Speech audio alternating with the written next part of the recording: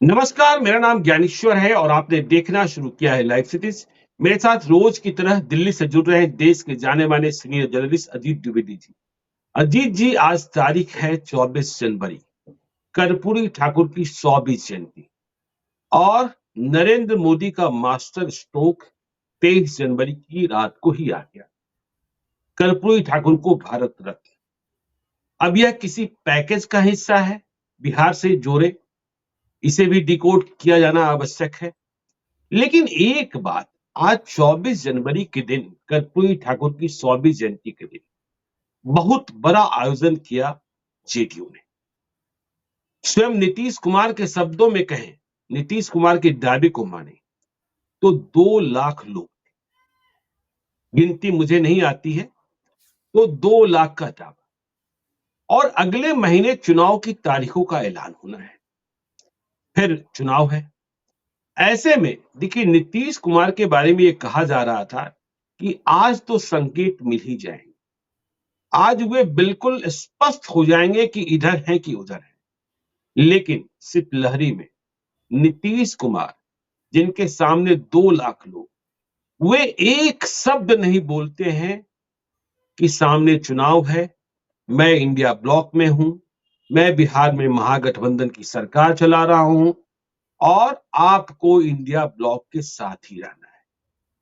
वे न लालू यादव का नाम लेते हैं, न तेजस्वी यादव का नाम लेते हैं, सिर्फ अपनी पार्टी, अपनी सरकार।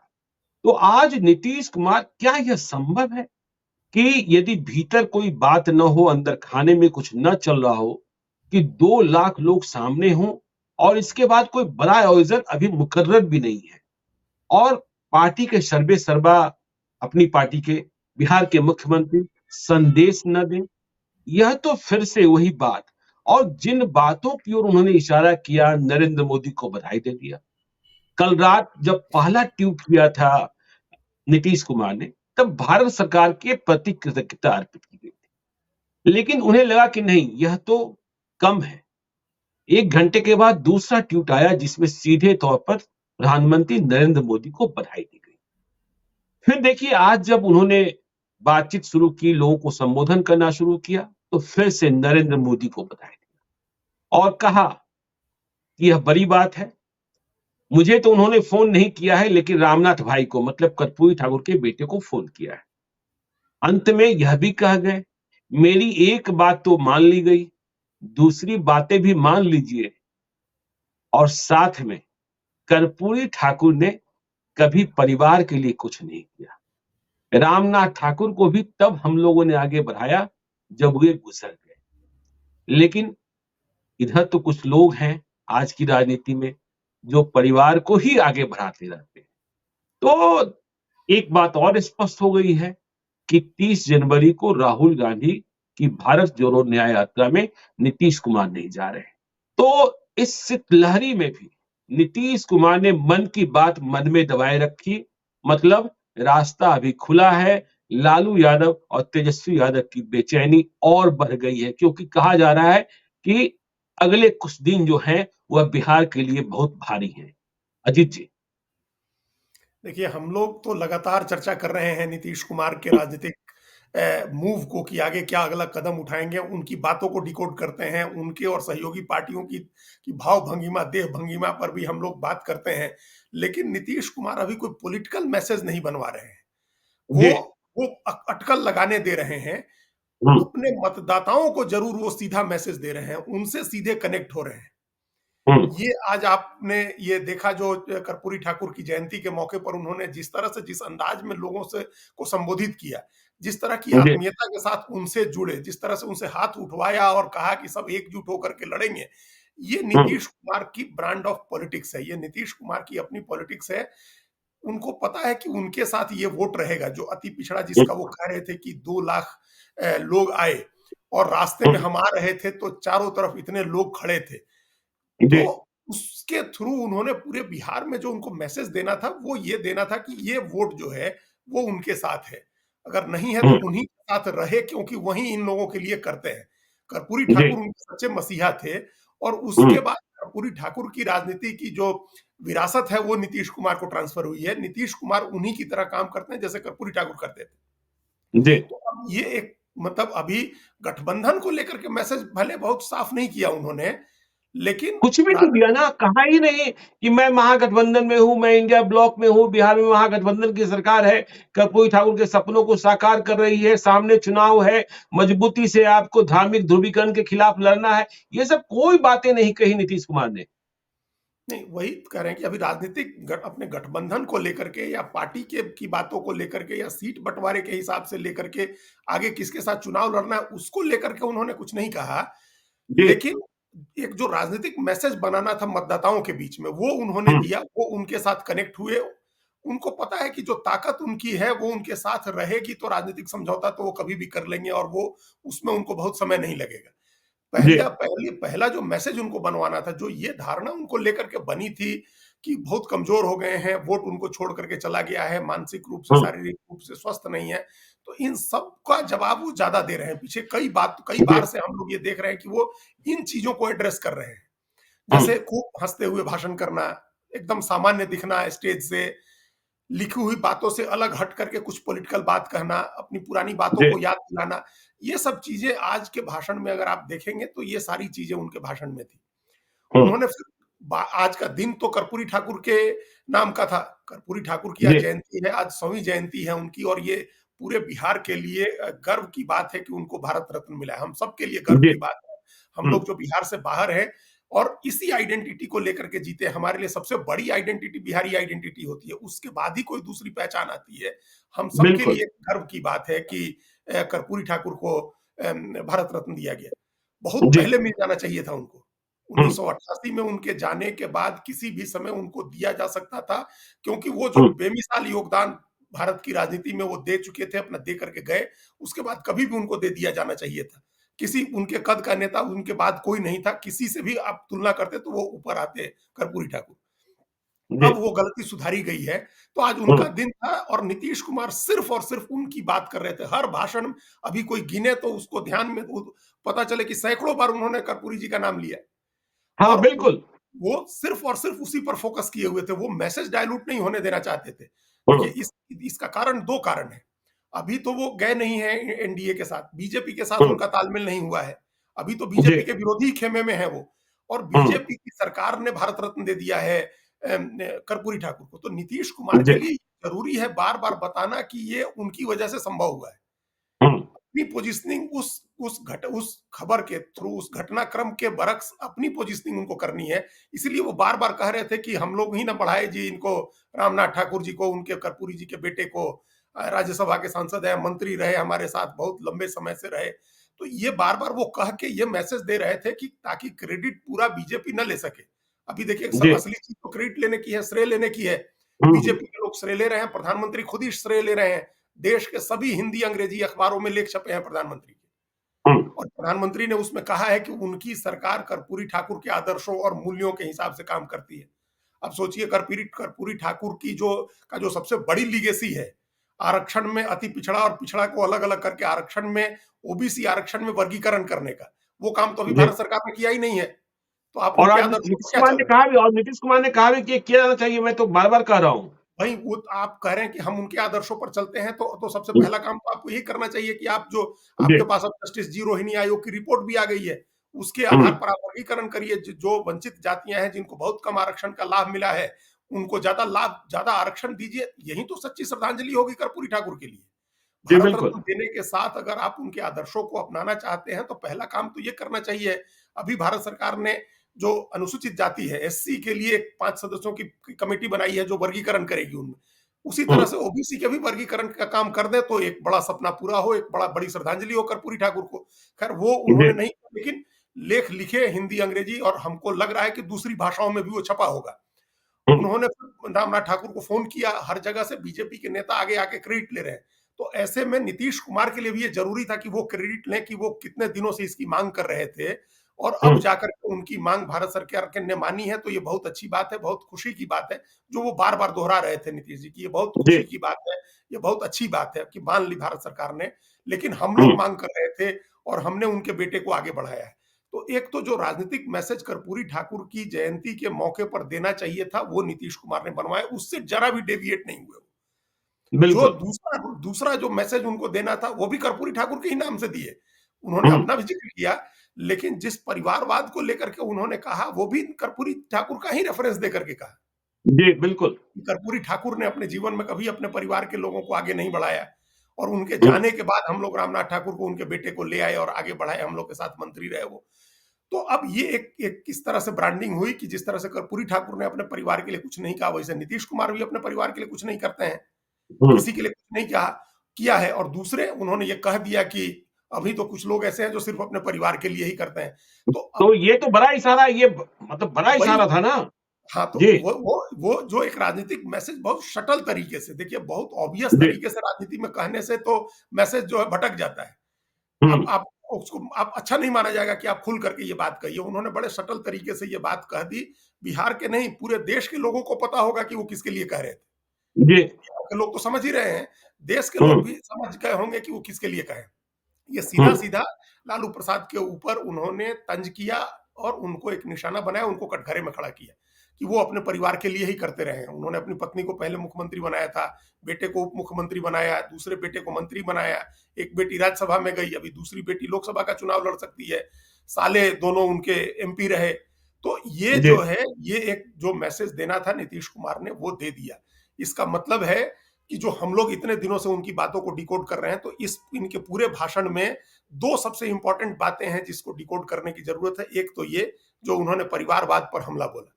इस ये हुँ, सीधी-सीधी प्रधानमंत्री नरेंद्र मोदी की लाइन है। उनको छोड़ करके दूसरा कोई भी नेता इस देश का परिवारवाद पर हमला नहीं करता है। दूसरे नेता हुए नीतीश कुमार। नीतीश कुमार।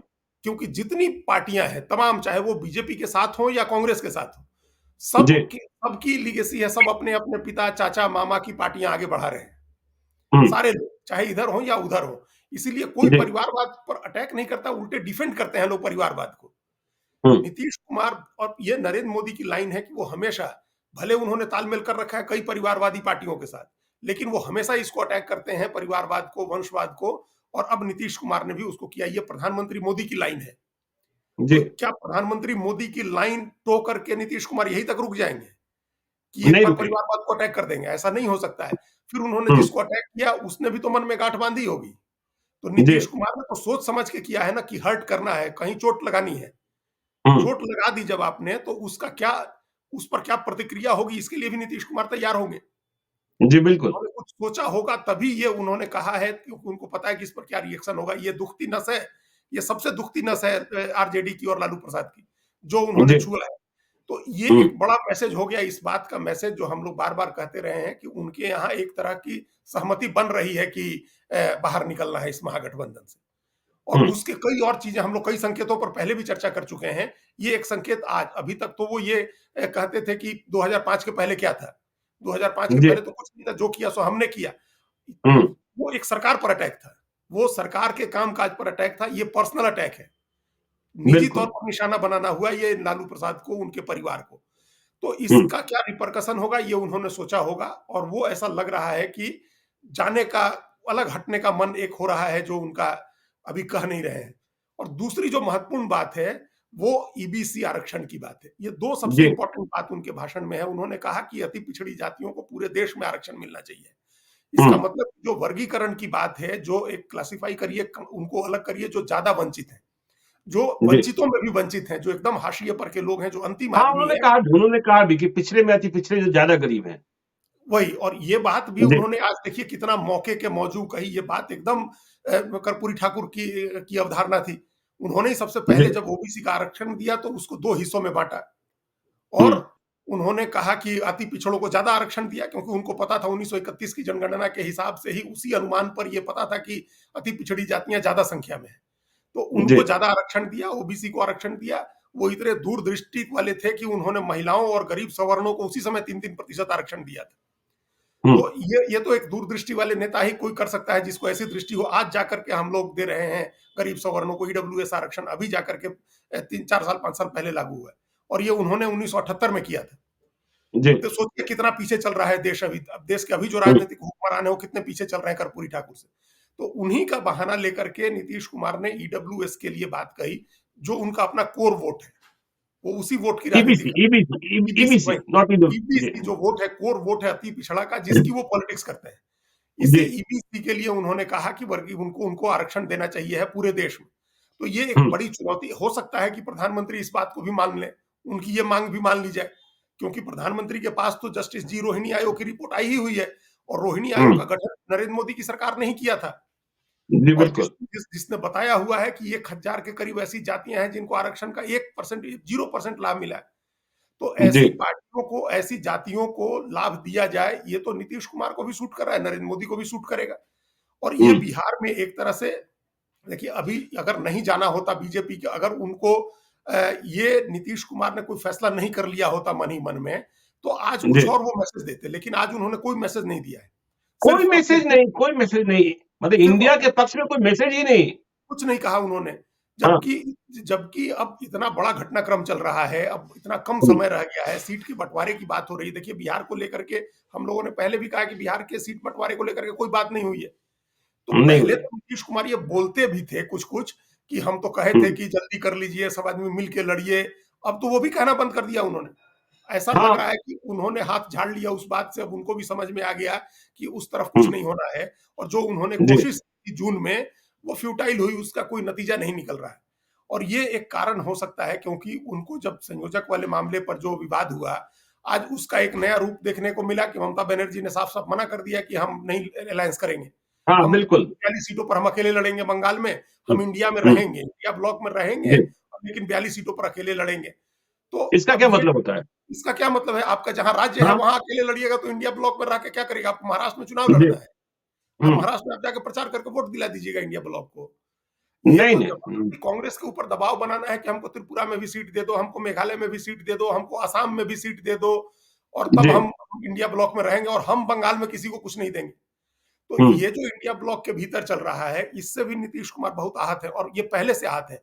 उनकी अगर बात चली रहती तो अक्टूबर में सीट बंटवारा हो गया रहता, अब तक सारी सीटों पर वन ऑन वन कैंडिडेट आ गए होते, अब तक संयोजक अध्यक्ष सारी चीजें तय हो गए होते, सब तय हो गया होता, कॉमन मिनिमम प्रोग्राम बन गया होता, लेकिन कुछ नहीं जी हुआ। जिस दिन हम्म, नीतीश कुमार गए, नीतीश कुमार ने मना किया कि हम संयोजक नहीं बनेंगे, उस दिन तय हो गया था कि मल्लिकार्जुन खड़गे अध्यक्ष बनेंगे, और आज तक घोषणा नहीं हुई। तो इसका बिल्कुल मतलब कि इंडिया ब्लॉक में भी सारी चीजें डिरेल हुई हैं, और इससे नीतीश हम्म, कुमार आहत हैं, वो दूरी बना रहे हैं। उनकी बात कौन पूरी कर रहा है, उनकी मांग कौन पूरी कर रहा है? तो नरेंद्र मोदी पूरी कर रहे हैं उनकी मांग। हम्म, अब उन्होंने कर्पूरी ठाकुर को भारत रत्न दे दिया, और नीतीश कुमार ने आगे मांग रख दी कि हम जो और चीजें कह रहे हैं उसको भी मान हाँ लेने ये चाहिए। बात भी है। एक तो आपने मान ली, बाकी भी मान लीजिए। हाँ, तो बाकी मान लीजिए, अब इसके संकेत भी साफ साफ है। तो इसका मतलब कि वो अपनी शर्तें जो पर्दे के पीछे दी होंगी, वो अब सामने जी भी रख रहे हैं, जो राजनीतिक शर्तें हम्म, होंगी। अब हम्म, बाकी चीजें मान लीजिए, तो उन बाकी चीजों में 2 ही चीजें हैं ना, एक चीज तो भारत बिहार को विशेष राज्य का दर्जा देने की बात है। जी तो विशेष राज्य का दर्जा दे दीजिए, या फिर, और दूसरी मांग जो अभी आज की उन्होंने की, अति पिछड़ी जातियों को पूरे देश में आरक्षण दीजिए। तो ये दोनों हम्म, कोई बड़ी चीज नहीं है। देखिए प्रधानमंत्री जब तेलंगाना के चुनाव प्रचार में गए थे, तो मडिगा समुदाय के जो बड़े नेता थे कृष्णा मडिगा, उनको उन्होंने साथ में बिठाया था, और कहा था कि बड़ी अत्याचार, बहुत अन्याय हुआ है कि दलितों में भी सबसे दलित जो जाति है उसको आरक्षण का लाभ नहीं मिला है, और हम वादा जी करके जाते हैं कि हम एक कमेटी बनाएंगे और हम वर्गीकरण करेंगे, और जो दलितों में भी सबसे दलित हैं, सबसे पिछड़े हैं, उनको हम आरक्षण देंगे। और वो कर दिया उन्होंने, 5 कमेटी बना दी। हम्म, अब उसी तरह की बात कह सकते हैं बिहार के लिए भी कि भाई हमारे पास रिपोर्ट है, हम एक कमेटी बनाएंगे, और जो अत्यंत पिछड़ी जातियां हैं उनको आरक्षण के भीतर आरक्षण दिया जाएगा। तो एक मांग हाँ नीतीश कुमार की ये भी मांग ली जाएगी। और जी जो विशेष राज्य का दर्जा देने की बात है, तो एक उसके लिए भी प्रस्ताव, कमेटी बना देंगे। हाँ, कमेटी भी बना देंगे, और एक प्रस्ताव संसद में रखा हुआ है। बिहार के राज्यसभा सांसद हैं अमरेंद्र धारी सिंह ने, एडी सिंह, हाँ आरजेडी एडीसी के राज्यसभा सांसद हैं, उन्होंने एक प्रस्ताव राज्यसभा में रखा है, जिसमें हम्म, विशेष पैकेज देने की बात है, बिहार को विशेष पैकेज देने जी की बात। तो हम्म, ये चर्चा दिल्ली में है कि उस प्रस्ताव को मंजूर कराया जाए। अगर हम्म, संसद में नहीं मंजूर कराया जाए, तो उस प्रस्ताव में जो चीजें हैं उसको भारत सरकार एक्सपीडाइट करे, उसको बिहार के लिए लागू कर दिया जाए, एक हम्म, विशेष पैकेज की घोषणा कर देते हैं। तो ये भी बड़ी बात हो जाएगी अगर आप विशेष पैकेज की घोषणा कर देते हैं और कॉन्स्टिट्यूशनल बैकिंग के साथ कर देते हैं, तो वो पहले की घोषणाओं की तरह नहीं होगी। फिर वो एक जी तरह का बिल्कुल विशेष राज्य का दर्जा देने जैसा ही हो जाएगा। तो ये चीज हम्म, अभी आगे होनी है। जिस तरह से आज नीतीश कुमार, अगर अगर इस तरह का कुछ नहीं होना होता तो वो नहीं कहते इस बात को हम्म, कि आप हमारी बात, कुछ और बातें जो हमने कही हैं वो भी मान लीजिए। तो ये पब्लिक के दिखाने वाली बातें हैं। पर्दे के पीछे जो बात है, जो जनता को नहीं पता चलनी चाहिए, वो उन बातों की भी बार्गेनिंग हो रही होगी, उन पर भी मोल-भाव हो रहे होंगे। लेकिन ये जी ऐसी बातें हैं जो पब्लिक डोमेन में आनी चाहिए है तभी, क्योंकि ये वोट के लिए होती हैं ये चीज़ें। तो नीतीश कुमार के भाषण की जो सबसे इंपॉर्टेंट 2-3 बातें थी वो ये है। और अब उन्होंने एक जातिवाद, एक उन परिवारवाद का हम लोगों ने अभी बता ही दिया। दूसरा उनका जो ईबीसी का है वो है, और एक विशेष राज्य के दर्जे की मांग परोक्ष रूप से उन्होंने की है। अब देखिए कि अगले 1-2 दिन में, 3 दिन में, इसमें बहुत टाइम नहीं लगना है। 26 जी जनवरी, अब ठीक है, वो डेट, कई डेट हम सब लोगों के सामने आए लोगों ने ही बताई, यही लोग बताते हैं। ऐसा नहीं है कि हम हम्म, लोग अपने मन में कोई डेट गढ़ रहे हैं बैठ करके यहाँ की इस दिन हो जाएगा। ये बीजेपी की तरफ से या जेडीयू की तरफ से कहीं ना कहीं से एक तारीख दी जाती है। जैसे अभी जी 27 और 28 की तारीख दी गई है, 28 तारीख मोस्ट हम्म, प्रोबेबली कहा जा रहा है। तो उस दिन तक और क्या क्या चीजें होती हैं, क्या पॉजिटिव ये डेवलपमेंट होते हैं, और इंडिया ब्लॉक से किस तरह से दूरी बढ़ती है। देखिए वो दूरी बढ़ने लगी है, अलग अलग पार्टियों की दूरी बढ़ने लगी है। आज आम आदमी पार्टी ने कह दिया कि पंजाब में कोई तालमेल नहीं होगा। वो नहीं होना हम्म, था, वो सबको पता था कि वो नहीं करेंगे लोग। आज ममता बनर्जी ने कह दिया कि हम तालमेल नहीं करेंगे। आज नीतीश कुमार ने कोई जिक्र नहीं किया। जो खबरें आ रही थी कि वो 30 तारीख को पूर्णिया की रैली में जा सकते हैं, उस खबर पर भी वो तो नहीं कुछ जा रहे बोल हैं, सकते, नहीं जा रहे वो हैं। नहीं जा रहे हैं, नहीं जा रहे हैं। हाँ, लेकिन उस पूरी राहुल गांधी की यात्रा को लेकर के भी तो कुछ बोल सकते थे, जब तो उन्होंने जी कुछ कहा ही बिल्कुल। नहीं। वो खामोश हम्म, रहे, उस यात्रा चल रही है तो चल रही है, कांग्रेस अपना क्या कर रही है। उन्हें ऐसा दिखाया कि उनका कोई कंसर्न नहीं है कि कांग्रेस में क्या हो रहा है या इंडिया ब्लॉक में क्या हो रहा है। जी वो सिर्फ अपनी पार्टी को लेकर के, उस पर, अपनी पार्टी की राजनीति पर वो बात करते रहे। हम्म, उन्होंने देखिए 2-3 बातें और भाषण में कहीं, जो एक डिप्लोमेट, जो एक होता है ना कि एक बड़ा राजनयिक होता है, जो बड़ा व्यक्ति होता है, जो जिसको डिप्लोमेटिक, आप डिप्लोमेटिक भी कह सकते हैं, और जी राजनय करने वाला एक आदमी जो होता है, उस तरह की हम्म, बातें उन्होंने कही हैं। एक बड़े पॉलिटिशियन की बात जिस तरह से होनी चाहिए, उन्होंने हिंदू मुस्लिम की भी बात कह दी कि सब एक रहिए, बिल्कुल। सब एक हम्म, रहिए।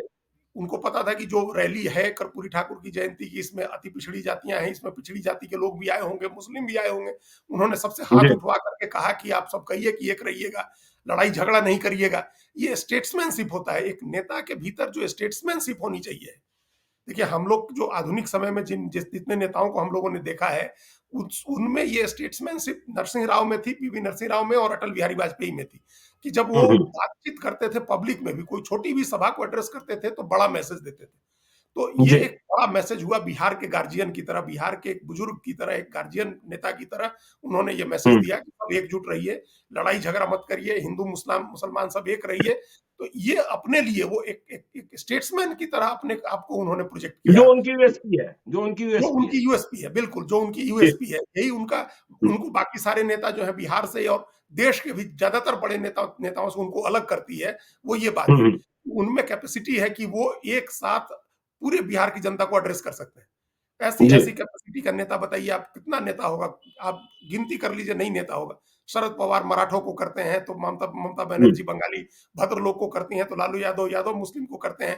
तो ऐसा नेता जो पूरे 13 करोड़ 14 करोड़ आदमी को एड्रेस कर सके। देखिए ये काम नरेंद्र मोदी जब तक गुजरात में थे, वो 6 करोड़ गुजराती करते थे। अब 140 करोड़ भारतीय करते हैं। उसी तरह से नीतीश कुमार 13 करोड़ बिहारी कर सकते हैं, ये नीतीश कुमार ही कर सकते हैं। आज उन्होंने किया, ये बहुत बहुत ढंग से जी किया। इस बात को बारीकी में देखने की जरूरत है, जो उनका मैसेज था। लेकिन नेता कोई ऐसे नहीं बोलता है अनायास, और जो चीजें, कुछ चीजें तो वो लिख करके ले आए थे ताकि वो हम्म, उसमें उससे वो डाइवर्ट ना हो।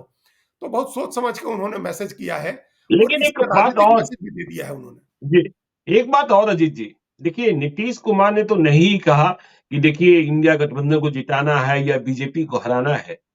हमने कई और नेताओं के भाषण उस आयोजन में सुने, और सबसे नोट करने की बात ये रही कि ललन सिंह, जेडीयू के पूर्व राष्ट्रीय अध्यक्ष, जो इतने तीखे हमलावर, छोटी-छोटी सभाओं में, छोटे-छोटे संबोधन में बीजेपी के खिलाफ हुआ करते थे। लेकिन ललन सिंह के बारे में यह स्पष्ट माना जाना चाहिए कि जिधर नीतीश कुमार होंगे, वहां ललन सिंह रहेंगे।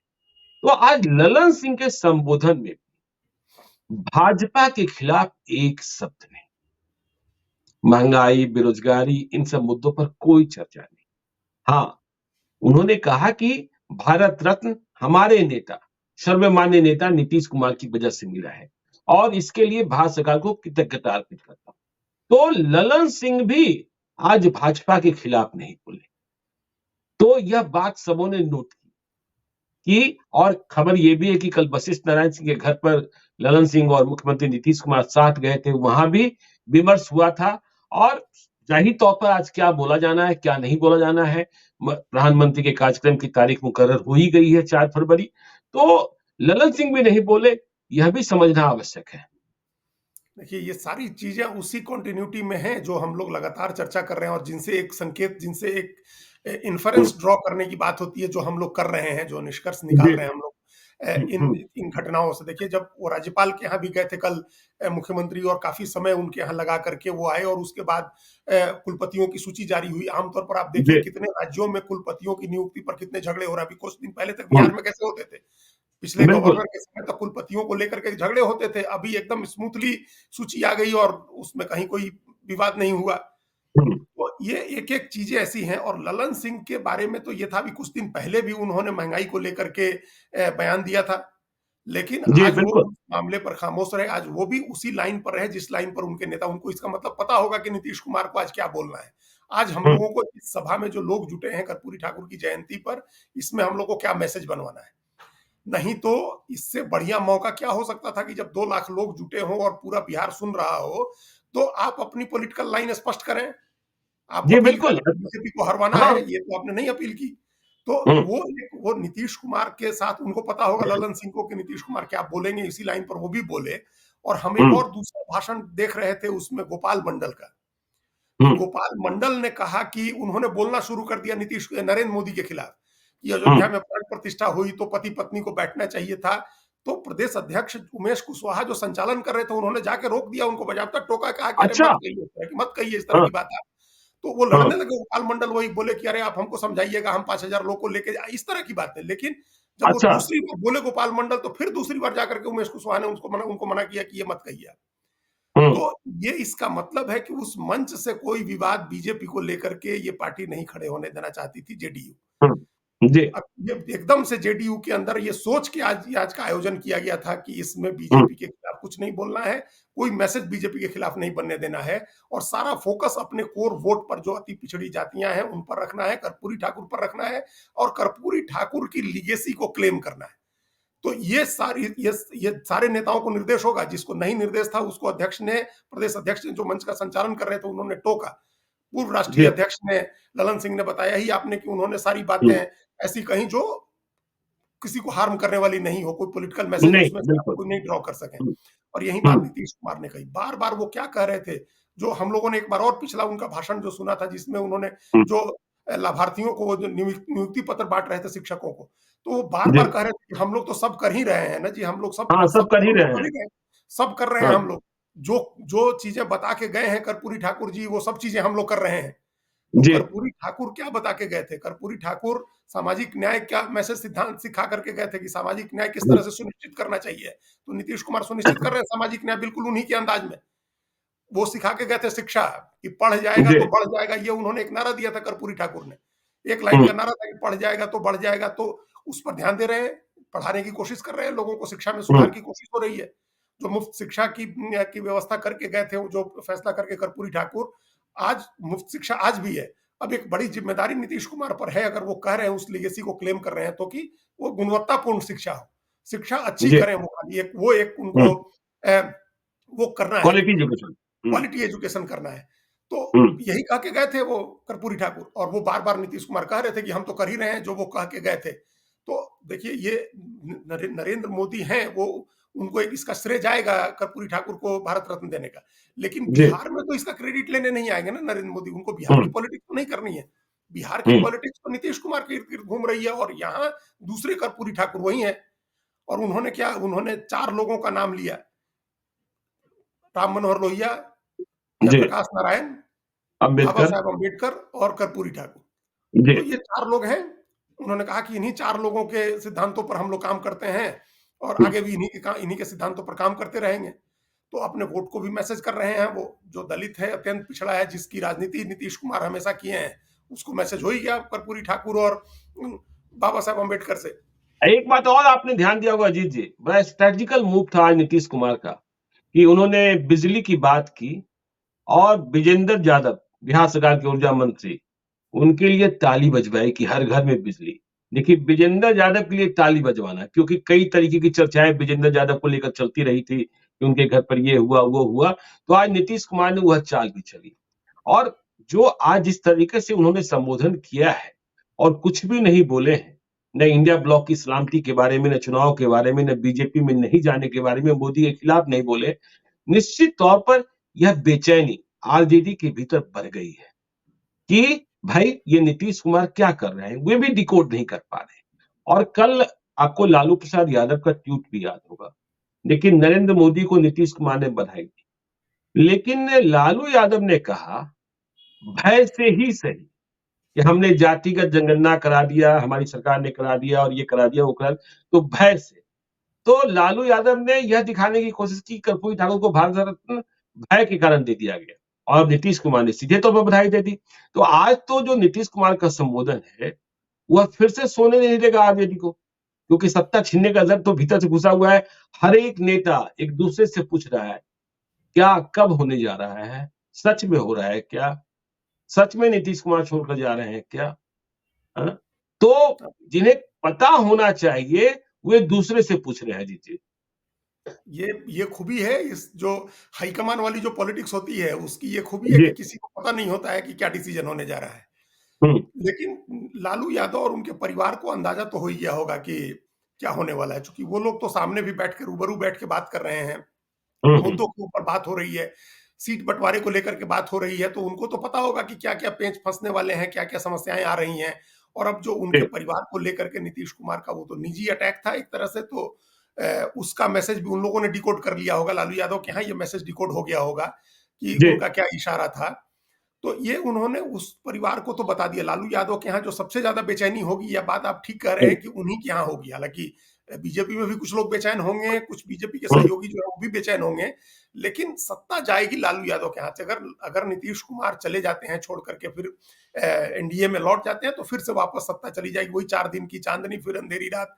आप 1 डेढ़ साल फिर सत्ता चला लीजिए, 1.5 साल रहिए, फिर आप तो ये एक खेल की तरह लग रहा है नीतीश कुमार की तरह, कि वो इनको इनको मरने भी नहीं दे रहे हैं और जीने भी नहीं दे। वो जो मुगले आजम का डायलॉग है कि सलीम तुमको मरने नहीं देगा, हम तुम्हें मरने नहीं देंगे, और सलीम तुमको जीने नहीं देगा, कुछ इस तरह जी। का एक डायलॉग है, हुँ, उसी हुँ, टाइप हुँ। का है कि जीने भी नहीं देंगे और मरने भी नहीं देंगे, पूरी तरह से मारेंगे भी नहीं।